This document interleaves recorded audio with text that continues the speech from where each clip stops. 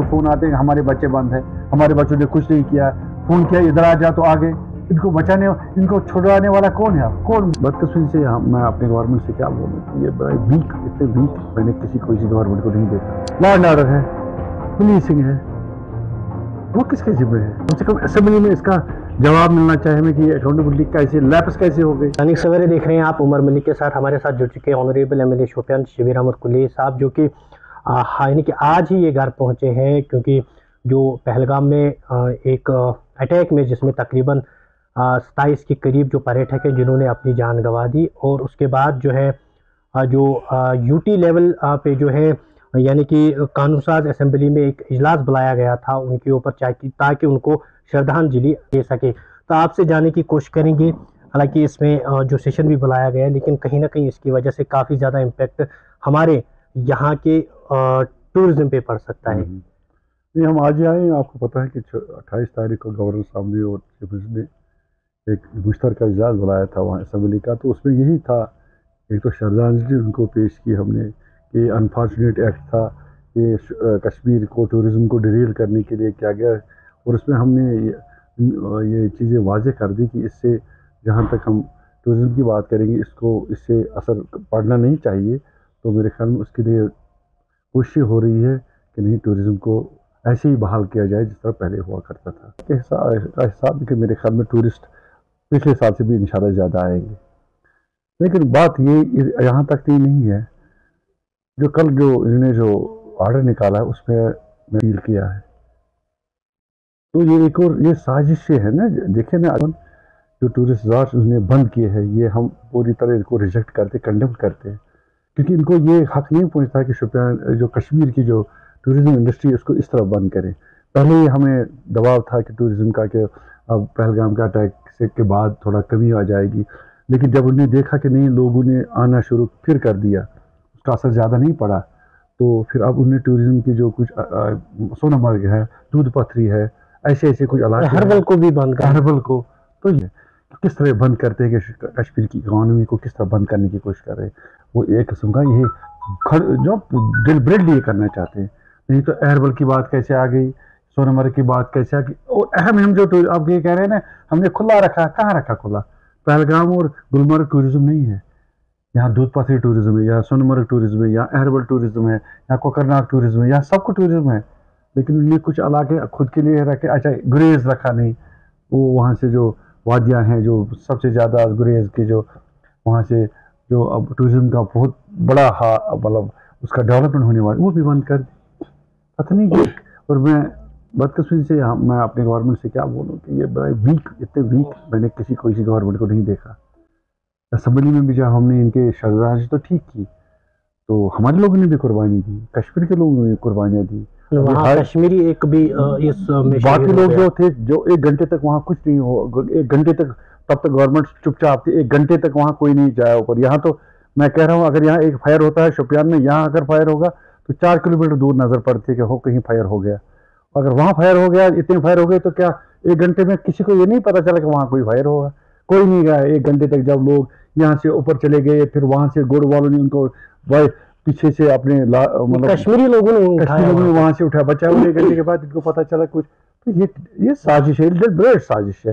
तो इसको बेनकाब करने के लिए हमें कोशिश करनी चाहिए कि मैंने कल भी समझ में बोला, एक ही साइड से हम अकाउंटेबिलिटी क्यों नहीं लेते हैं, किस तरह ये लैप्स हो गया, इसकी भी अकाउंटेबिलिटी होनी चाहिए। अब चूँकि उमर साहब चीफ मिनिस्टर है, तो उसने उसकी तरफ जाने नहीं दिया, उसने सिर्फ श्रद्धांजलि पेश की।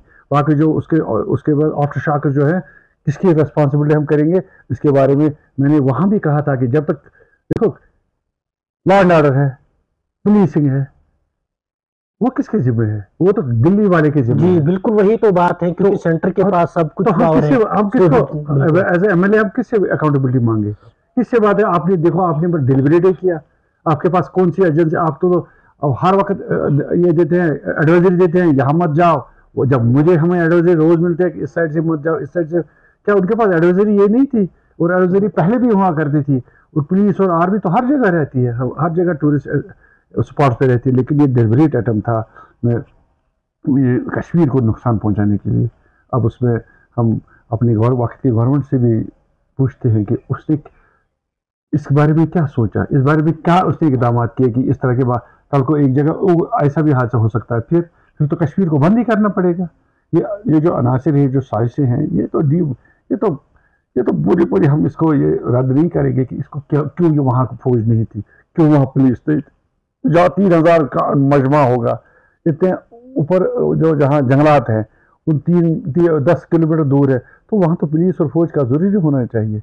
जब बुगर रोड पर रोज फौज रहता है, श्रीनगर गुलमर्ग में फौज रहता है, फुलवर में पुलिस रहती है, बाकी जगहों पर पुलिस रहती है, जहाँ जहाँ टूरिस्ट सेंटर टूरिस्ट स्पॉट्स है, वहाँ क्यों नहीं थे? तो इसके बारे में कौन अकाउंटेबिलिटी, किससे अकाउंटेबल आगे? तो हमने वही असेंबली में बोला, उमर साहब से बात की, मतलब तकरीर मैंने कहा कि किससे अकाउंटेबिलिटी किससे मांगेंगे, कौन जिम्मेदार है? तो law and order government of Jammu Kashmir के पास है नहीं, तो अकाउंटेबिलिटी उमर साहब को हम अकाउंटेबिलिटी मांगे, वो कहते मेरे पास है नहीं, ये डिपार्टमेंट ही मेरे पास नहीं है, ये दिल्ली के पास है। तो फिर ऐसी चीज़ों पे अकाउंटेबिलिटी किससे मांगेगी? ये तो इसलिए मैं कह रहा हूँ कि ये नहीं चल रहा है, ये वीक गवर्नमेंट जो चलती है, ये वीक गवर्नमेंट है, ये इसको मतलब ये कुछ नहीं करती है। कम से कम असेंबली में इसका जवाब मिलना चाहिए हमें कि ये अकाउंटेबिलिटी कैसे लैप्स कैसे हो गई, इसके बारे में भी कोई व्हाइट पेपर आ गया आज तक? अभी तक आके एडमिनिस्ट्रेशन आ गई कि कहाँ लैप्सेस हो गई, कौन जिम्मेदार है? अगर उधर से उनका, वो तो ताक में रहते हैं, जो मिलिटेंट्स हैं वो ताक में रहते हैं किस तरह हम कश्मीर को बर्बाद करने पे तल्ले हुए हैं। तो बताएंगे, इंडिया को बताएंगे हम जंग करेंगे, वो करेंगे, उससे जंग भी करें, लेकिन क्या फायदा मिला लोगों को? मरवाने से कुछ फायदा होगा? कुछ नहीं होगा फायदा। तो ये सिर्फ तमाशे कर रहे हैं। और हमारी गवर्नमेंट को भी मैंने कल भी बोला था कि अकाउंटेबिलिटी ले लो, ये मौका है, उनसे दे दो, हमें लॉ एंड ऑर्डर हमें दे दो, होम मिनिस्ट्री हमें दे दो, ताकि हम किसी चीज़ पर गौर करें। लॉ एंड ऑर्डर तो अब हमारे पास है नहीं, तो इसके बारे में क्या सोचता है गवर्नमेंट ने, या जम्मू कश्मीर की गवर्नमेंट ने क्या सोचा? सड़कें, पानी, बिजली ये सब जगह मिलता है, ये अगर गवर्नमेंट ना भी हो तब भी चलता है। मैं आपसे, आपकी वसात से, अपने जो गवर्नमेंट है, क्या सड़कें, पानी, बिजली नहीं चली थी इसके बगैर भी? गवर्नमेंट किस लिए आई थी? हमने लोगों ने वोट जो दिया किस लिए दिया? हमने वोट लोगों ने इसलिए दिया कि थोड़ा सा तफावत मिले। कितने लोग आज बंद हैं थानों में? बहुत नौजवान लोग बंद हैं थानों में, मेरे ख्याल में 200-300 लोग हैं हर किसी थाने में। इसलिए वहाँ जो हुआ उसकी जिम्मेदारी कोई नहीं लेता। इनको बंद करके क्या, इससे क्या मिलेगा? किसके खिलाफ कोई कार्रवाई? क्या कोई मुलवस है? अगर कोई मुलवस है तो उसको पर्चा दे के करो बुक। अगर कोई मुलवस नहीं तो फिर 4 दिन 8 दिन बाद छोड़ने से क्या फायदा होगा? हम लोगों को तंग कर रहे हैं। हमारी गवर्नमेंट जहाँ आने से हमें कोई फायदा ही नहीं मिला। हम एमएलए, हमने किसको, हमारी बात कौन सुनता है? हमारी बात कौन सुनता है? हमारी बात कहने वाला, हम कहते हैं कि ना बेगुनाहों को मत पकड़ो, तो पकड़ते जाते हैं। जहाँ भी कोई जरा से भी कोई किसी जगह होता है कोई मसला, तो लोगों को पकड़ा जाता है, नौजवानों को पकड़ा जाता है। तो हमारा रोल क्या है? हमारा रोल कुछ नहीं है। मैं सोच रहा था कल असेंबली में, लेकिन अच्छी इस वक्त मौका नहीं। अगर आज आगे वाले दिनों में जो असेंबली होगी उसमें हम ये सीधा क्या, हम इस्तीफा देंगे, क्योंकि हमें असेंबली लोगों ने बनाया है कि हमें कोई राहत मिलेगी, जुल्म से राहत मिले। उनके लिए पानी, सड़क, बिजली कुछ नहीं है। सड़क, बिजली, पानी तो हर वक्त मिलता है, चाहे हमें गवर्नमेंट है न है। गवर्नमेंट ऑफ इंडिया देती है सड़क, पानी, बिजली, पिछले 7 साल से भी दिया। लेकिन जो रिप्रेजेंटेटिव होता है, जब लोगों ने वोट दिया, किस लिए दिया? इसलिए कि उनकी जो जुल्म है, कोई पूछने वाला, किसी को पकड़ते तो कोई पूछे, उसको सवाल जवाब, अकाउंटेबिलिटी हो, क्यों लिया, कैसे लिया, इसकी खता क्या है, इसकी ऑफेंस क्या है। इसके लिए एक रिप्रेजेंटेटिव होता था पब्लिक का। कम ही मिलेगी, लेकिन इज्जत से और इस जुल्म जबर से कम मिले तो अच्छी बात है। अगर हमारी बात कोई सुने, हमारे लोगों की बात सुने, कितने लोगों को हम जवाब देंगे? हमें रोज 10-10 लोग घर वालों के फोन आते हैं, हमारे बच्चे बंद है, हमारे बच्चों ने कुछ नहीं किया, फोन किया, इधर आ जा तो आगे। इनको बचाने, इनको छुड़वाने वाला कौन है? आप कौन बोल सकता है? हमारे जो बात, अगर हम भी बोलेंगे तो हमारा भी ये कहेंगे कि ये गवर्नमेंट की पॉलिसी है। किस तरह करेंगे हम? लोगों के रिप्रेजेंटेटिव्स आप हैं, जहाँ कहीं भी एमएलए साहिबान हैं, वो लोगों के रिप्रेजेंटेटिव्स हैं, उनको कम से कम बात तो करनी चाहिए ज़मीन में। मैं और तारिक आमी जो है उसने बात की है, क्योंकि तारिक किसी भी गवर्नमेंट के जहाँ इतने लोग हैं, कांग्रेस है, नेशनल है, आज़ाद है, किसी ने बात ही नहीं की। डरते हैं बात करने से कि हम अगर बात करेंगे तो कल को हमारे खिलाफ छापा पड़ेगा, वो पड़ेगा। अल्लाह ताला देने वाला और इज्जत देने वाला वही, और लेने वाला भी है वही। तो इंसान की मौत जब होगी तब होगी, लेकिन जब हमें लोगों ने मैंडेट दिया है, इसकी कदर हमें करनी है। बेगुनाह लोगों को किस तरह पकड़ नहीं होनी चाहिए थी।